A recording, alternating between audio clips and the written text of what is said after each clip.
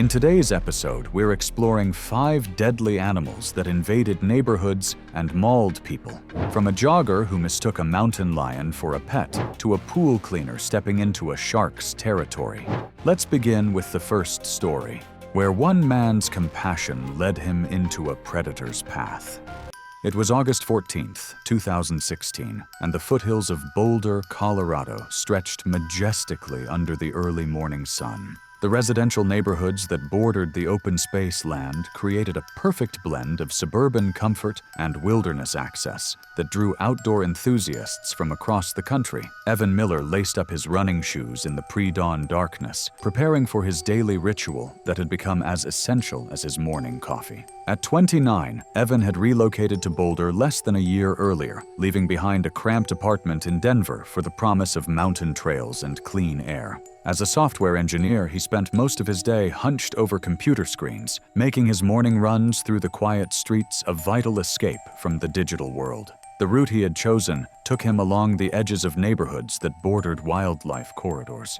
That summer had been particularly harsh, with prolonged drought conditions forcing wildlife deeper into residential areas in search of water and food. Local authorities had posted warnings about increased mountain lion activity, but these alerts rarely reached residents who lived in the affected neighborhoods. Evan, focused on his demanding work schedule and recent relocation, remained unaware of the growing danger that lurked in the shadows of his peaceful morning routine.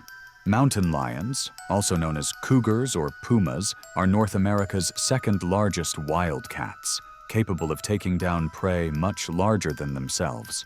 These solitary predators are perfectly adapted for stealth hunting, with powerful hind legs that allow them to leap vertically up to 15 feet and horizontally up to 40 feet.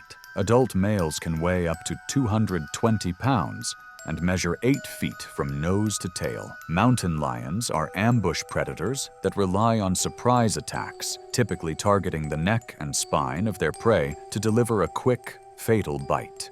At approximately 6:05 a.m., Evan was maintaining his usual steady pace when movement in a fenced backyard caught his attention. Through the wooden slats, he could see what appeared to be a large, tan-colored dog standing motionless near a children's swing set. Evan slowed his pace and approached the fence, concerned that the animal might be lost or injured. His compassionate nature compelled him to investigate further, assuming he was looking at someone's escaped pet that needed assistance getting home.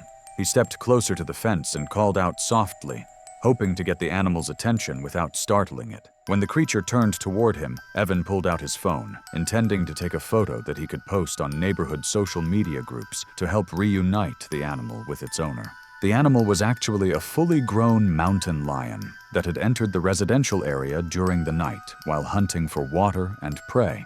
The drought had forced the predator to expand its territory into areas it would normally avoid, bringing it into direct contact with human habitation.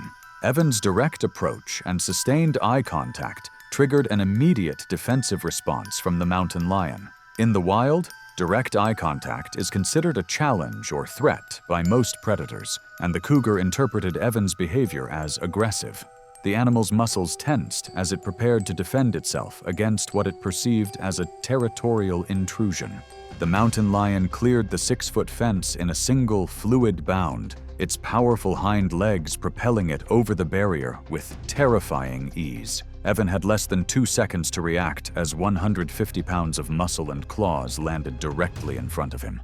The cougar's attack was swift and precise, targeting Evan's neck and upper torso with the efficiency of a predator that had evolved to kill quickly and silently. Evan's phone clattered to the pavement as the mountain lion's weight drove him to the ground. The animal's powerful jaws clamped down on his neck, while its rear claws raked across his torso, causing massive trauma to vital organs and blood vessels. The attack lasted less than 30 seconds before the cougar, startled by the sounds of its own violence, released its grip and bounded away into the nearby open space. A neighbor walking her dog discovered Evan nearly an hour later, immediately calling 911 upon seeing the severity of his injuries. Emergency medical personnel arrived within minutes, but the massive trauma inflicted by the mountain lion had already proved fatal. Wildlife officers from Colorado Parks and Wildlife launched an immediate search for the mountain lion. The cougar was found later that same day and euthanized due to the risk of repeated human contact. But Evan's tragic encounter with a mountain lion wasn't the only time someone's good intentions led to a deadly wildlife encounter. It was November 22nd, 2014, and the mountain forests surrounding Gatlinburg, Tennessee blazed with autumn colors as Patricia Caldwell prepared her morning coffee in the kitchen of her secluded cabin. The 63-year-old retiree had moved to the area permanently just 6 months earlier, trading her suburban Atlanta home for the peace and wildlife viewing opportunities that the Smoky Mountains provided. Patty had spent her career as an elementary school teacher, and retirement had given her the freedom to pursue her lifelong love of nature, photography, and wildlife observation. Her cabin sat on 2 acres of forested land that bordered the Great Smoky Mountains National Park, providing a constant parade of wildlife visitors that she documented with her camera and shared with family members through social media. Despite posted warnings from park officials and community advisories against feeding wildlife, she regularly left food scraps and birdseed around her property, finding comfort in the daily animal visits that helped ease the loneliness of living alone. The Thanksgiving holiday had left Patty with substantial leftovers, including a large turkey that she had prepared for a family gathering that was ultimately canceled due to weather. American black bears are North America's most common bear species, with adults weighing between 200 and 600 pounds, depending on season and food availability. Despite their name, black bears can range in color from black to brown, cinnamon, or even blonde. They are excellent climbers with powerful claws and can run up to 30 miles per hour. Black bears are omnivores with an exceptional sense of smell that can detect food sources from miles away. While generally avoiding human contact, bears that become habituated to human food sources can lose their natural fear and become increasingly aggressive. On the morning after Thanksgiving, Patty was enjoying her coffee when she noticed a large black shape moving through the trees near her deck. As the animal emerged into the clearing, she realized she was looking at her first black bear sighting since moving to the mountains. The bear appeared calm and unhurried as it investigated the area around Patty's bird feeders, showing no signs of aggression or fear. Excited by the rare wildlife encounter, Patty retrieved her camera and stepped onto her deck to get better photos. Remembering the leftover turkey in her refrigerator, Patty decided to offer the bear a special treat. She went back inside and carved several large portions of meat, arranging them on a paper plate. Patty returned to the deck with the turkey and her phone, positioning herself near the railing. She called out softly to get the animal's attention, then held up the plate of meat to show what she was offering. The bear immediately focused on the food, its powerful sense of smell detecting the rich scent of the prepared turkey.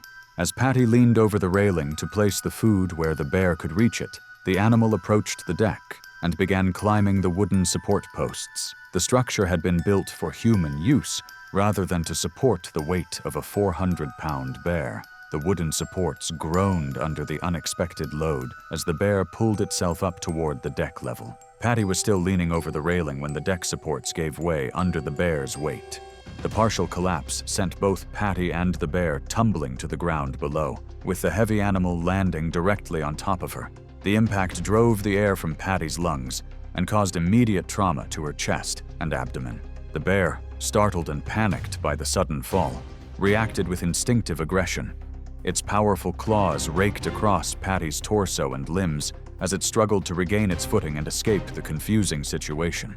The animal's panic-driven attack lasted only seconds, but the damage inflicted by its claws and teeth was devastating. Once the bear managed to free itself from the collapsed deck structure, it fled into the surrounding forest. Patty's absence went unnoticed for 2 days, as her family assumed she was simply enjoying her post-holiday solitude. A postal worker finally reported the uncollected mail, prompting a welfare check that discovered the tragic scene. Wildlife officials investigated and determined that the bear had likely been attracted by the regular food sources she had been providing. The animal was tracked and euthanized after being spotted near other cabins. But her tragic encounter with a black bear wasn't the only time someone underestimated the risks of interacting with dangerous wildlife. It was June 8, 2017, and the suburban landscape of Coral Springs, Florida, shimmered under the intense summer heat as Miguel Santos loaded his equipment truck for another day of municipal maintenance work. The 34-year-old landscaping department employee had been servicing the city's retention ponds for over 5 years, but recent weather patterns had created conditions he had never encountered before. Miguel took pride in his work, maintaining the stormwater management systems that protected South Florida communities from flooding during the intense summer thunderstorms. The retention ponds were designed to collect runoff from streets and parking lots, preventing the urban flooding that could paralyze traffic and damage property. His job involved clearing debris from intake systems, maintaining fountain equipment, and ensuring proper water flow through the interconnected pond network.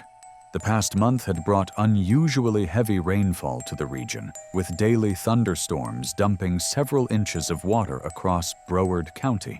The excessive precipitation had overwhelmed natural waterways and forced wildlife from their normal habitats into areas where they rarely ventured. Updated wildlife advisories had been issued by state environmental agencies, but the information had not yet filtered down to all field crews working in affected areas. Miguel was a dedicated family man who worked extra shifts whenever possible to provide for his wife and 2 young children. The retention pond he was assigned to service that morning was located in an upscale residential development where homeowners expected pristine conditions and prompt attention to any maintenance issues. American alligators are apex predators perfectly adapted to Florida's wetland environments, with adults reaching lengths of up to 14 feet and weights exceeding 1,000 pounds. They are ambush hunters that can remain motionless for hours before exploding into action with incredible speed and power. Alligators can hold their breath underwater for up to 24 hours and are capable of launching themselves completely out of the water to attack prey. Their bite force exceeds 3,000 pounds per square inch, making them one of the most powerful predators in North America. Heavy rainfall and flooding often displace alligators from their normal territories, forcing them into residential areas where encounters with humans become more likely. Miguel arrived at the retention pond around 8:30 a.m., noting that the water level was significantly higher than normal due to the recent storms. The pond's fountain system was operating intermittently, suggesting that debris might be clogging the intake mechanisms. He parked his truck near the water's edge and began unloading the tools he would need to clear any obstructions. As Miguel walked along the pond's perimeter, he noticed what appeared to be a large piece of driftwood floating near the fountain intake. The object was partially submerged and seemed to be interfering with the water circulation system. He assumed it was a fallen tree branch or similar debris that had been washed into the pond during the recent storms. Miguel waded into the knee-deep water near the pond's edge, intending to remove the obstruction and restore proper fountain operation. The water was murky from recent rainfall, making it difficult to see clearly beneath the surface. He pulled out his phone to document the condition of the pond for his maintenance report. The object floating near the fountain intake was actually a 9-foot American alligator that had been displaced from its normal habitat by the recent flooding.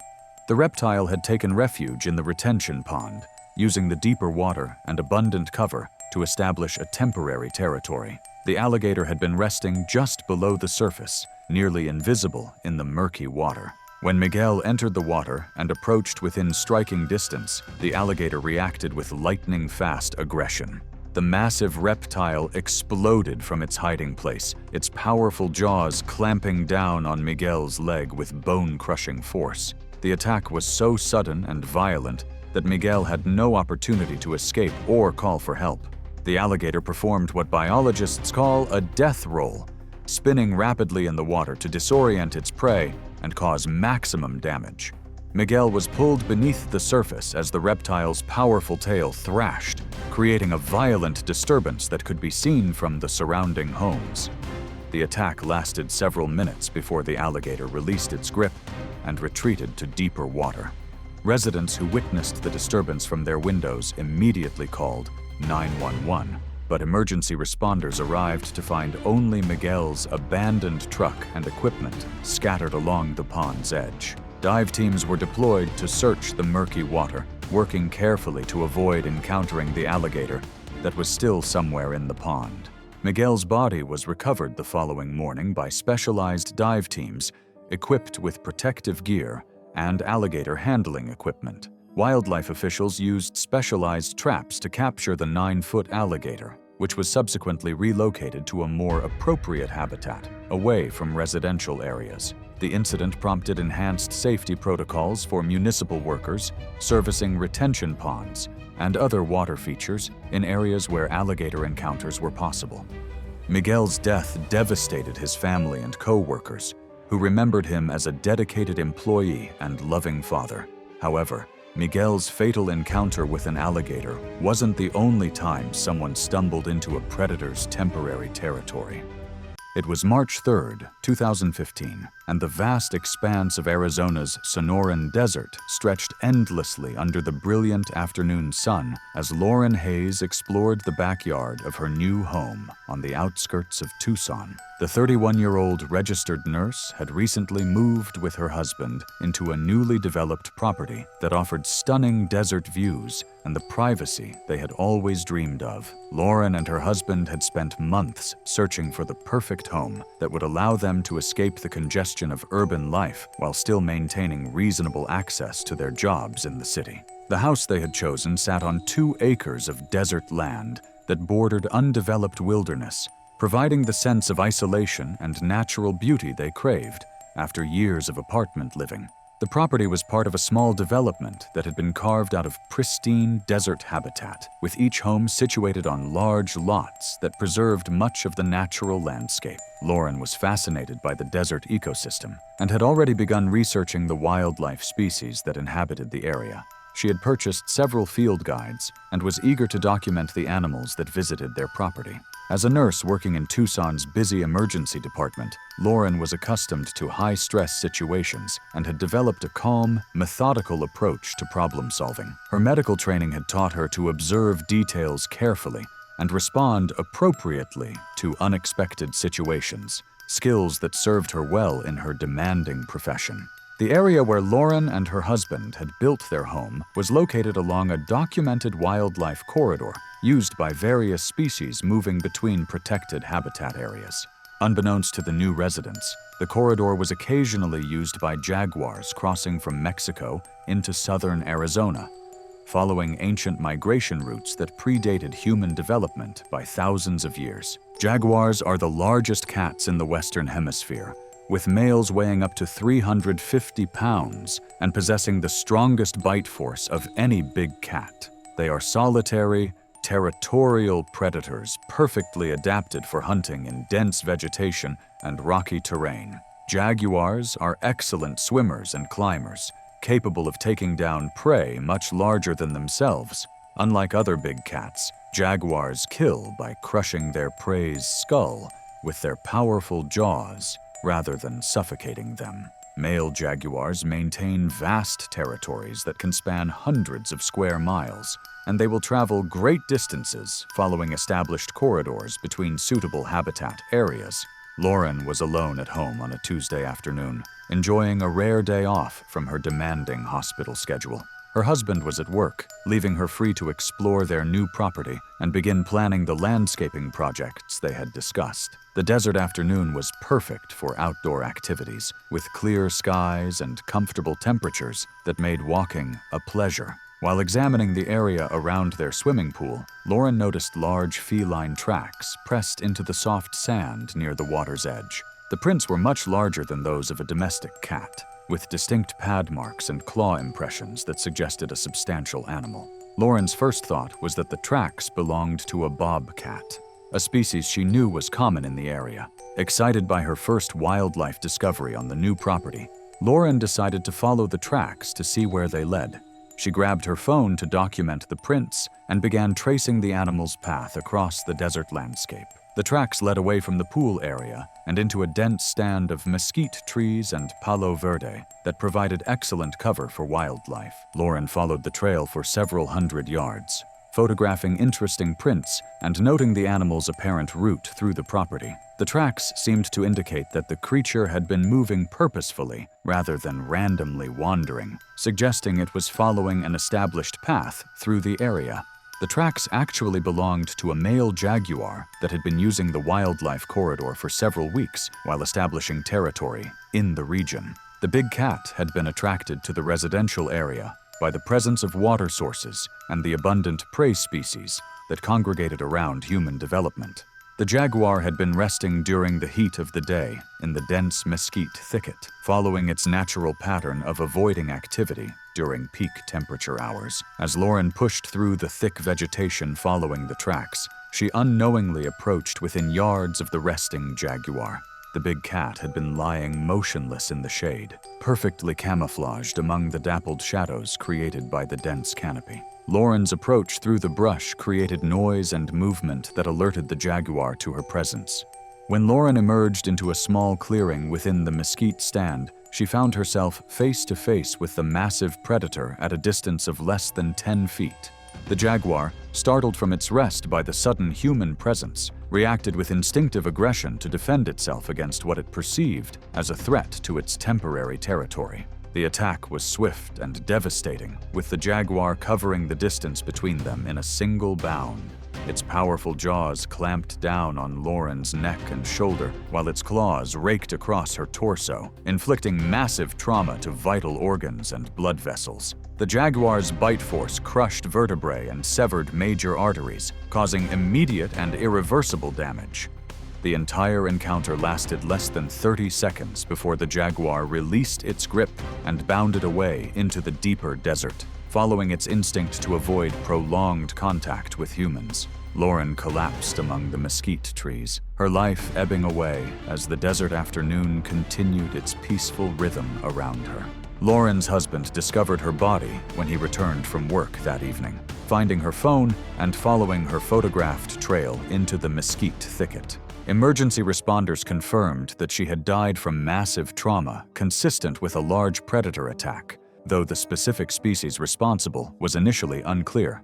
Wildlife officials launched an extensive search for the jaguar, using tracking dogs and motion-activated cameras to locate the animal. Despite weeks of effort, the big cat was never found and was believed to have retreated south toward Mexico, following established migration corridors. The incident marked one of the few documented jaguar attacks on humans in Arizona's modern history. Lauren's death shocked the local community and highlighted the risks faced by residents living in areas where human development intersected with critical wildlife corridors. Her husband was devastated by the loss and eventually sold the property, unable to remain in the place where his wife had died. Yet Lauren's tragic encounter with a jaguar wasn't the only time someone ventured into the wrong place at the wrong time. It was September 19, 2013, and the affluent waterfront neighborhoods of Jupiter, Florida, basked under the late afternoon sun as Drew Collins loaded his pool cleaning equipment for his final service call of the day. The 26-year-old entrepreneur had built a successful pool maintenance business, serving the luxury homes that lined the intracoastal waterway, where wealthy residents demanded pristine conditions for their backyard oases. Drew had started his business 3 years earlier with a single truck and a determination to provide superior service to high-end clients. His attention to detail and reliable scheduling had earned him contracts with some of the area's most exclusive properties, including waterfront estates, where pool maintenance required specialized knowledge of saltwater systems and tidal influences. The property Drew was scheduled to service that afternoon belonged to a client who was traveling abroad, leaving their canal-front home unoccupied for several weeks. Recent tropical storms had brought unusual weather patterns to South Florida, with storm surge and flooding affecting many waterfront communities. The storms had caused temporary connections between canal systems and residential pools through overflow drains and backflow prevention failures. Drew prided himself on his problem-solving abilities and willingness to handle challenging maintenance issues that other pool services preferred to avoid. His clients trusted him to maintain their properties even when they were absent. knowing that he would address any problems promptly and professionally. The canal front location of this particular property made pool maintenance more complex due to tidal influences and occasional saltwater intrusion. The intracoastal waterway system provided ideal habitat for various marine species, including several shark species that used the protected waters for feeding and nursery areas. Recent storm activity had altered normal water flow patterns and temporarily opened connections between different waterway systems, allowing marine life to access areas they normally couldn't reach. Bull sharks are among the most dangerous shark species, capable of surviving in both saltwater and freshwater environments. They can grow up to 11 feet in length and weigh over 500 pounds, with a bite force exceeding 1,300 pounds per square inch. Bull sharks are aggressive predators, known for their unpredictable behavior and willingness to attack in shallow water. They are responsible for more attacks on humans than any other shark species except great whites. Bull sharks can travel far up river systems and have been found hundreds of miles from the ocean in freshwater lakes and rivers. Drew arrived at the waterfront property around 4:30 p.m., noting that the pool area showed signs of recent storm damage. Patio furniture had been moved by high winds, and debris was scattered around the deck area. The pool itself appeared to have unusually high water levels, suggesting that storm surge or heavy rainfall had caused overflow from the adjacent canal system. The pool water was murky and discolored, indicating a filtration problem that would require immediate attention. Drew assumed that storm debris had clogged the intake systems or that the chemical balance had been disrupted by contaminated water entering through overflow drains. He had dealt with similar problems at other waterfront properties following severe weather events. Drew set up his equipment and began testing the water chemistry to determine what corrective measures would be needed. The readings indicated severe contamination that suggested saltwater intrusion from the nearby canal. He decided to inspect the underwater intake valves to determine if debris was blocking normal water circulation. Drew pulled out his phone to record the pool's condition for the homeowner, planning to document the extent of storm damage and the steps needed for restoration. He waded into the shallow end of the pool, intending to work his way toward the deeper areas where the main intake systems were located.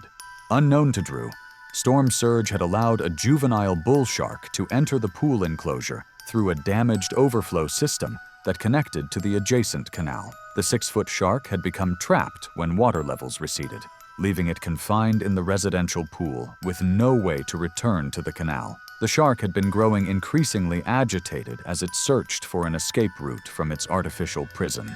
When Drew entered the water, the trapped bull shark reacted with immediate aggression, viewing the human as either a threat or potential prey. The shark's attack was swift and violent, its powerful jaws clamping down on Drew's leg, while its thrashing body created a violent disturbance in the confined space of the pool. Drew's screams alerted neighbors who immediately called 911, but the shark's attack continued for several minutes as the panicked animal sought to defend itself or escape.